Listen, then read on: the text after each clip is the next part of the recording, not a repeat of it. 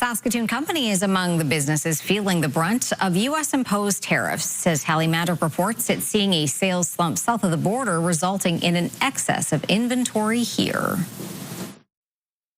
Biktrix is a Saskatoon-based e-bike company that's had a steady stream of American customers for the past 11 years. But the changes to tariffs on Canadian exports has created some new challenges.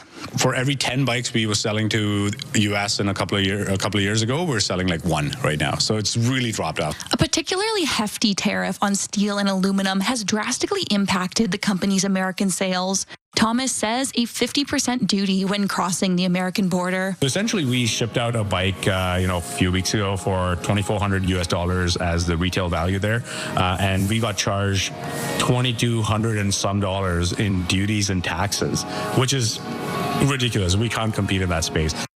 One expert says it's becoming more and more common to see this issue when it comes to Canadian-American trade. There was a huge volume of trade happening between the two nations. There still is that high volume of trade that's occurring, but now it's coming at a higher price. The concern then is that eventually the prices become so high that they're passed on to consumers, which creates additional inflation, or do people simply stop buying, which then creates the challenge of no market for these products.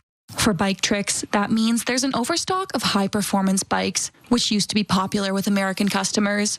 After marking down the bikes, Thomas turned to social media, sharing the reason for a big sale. But now the problem is we're stuck with these high-performance bikes that we can't really sell as much volume as we want in Canada.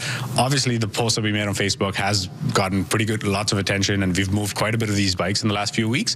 We still have a few left, but yeah, it's improving, but that's the big challenge we're fighting with. Thomas added that while his company will still provide bikes to those in the United States, Biktrix will be more focused on its Canadian customers from now on. Hallee Mandryk, CTV News, Saskatoon.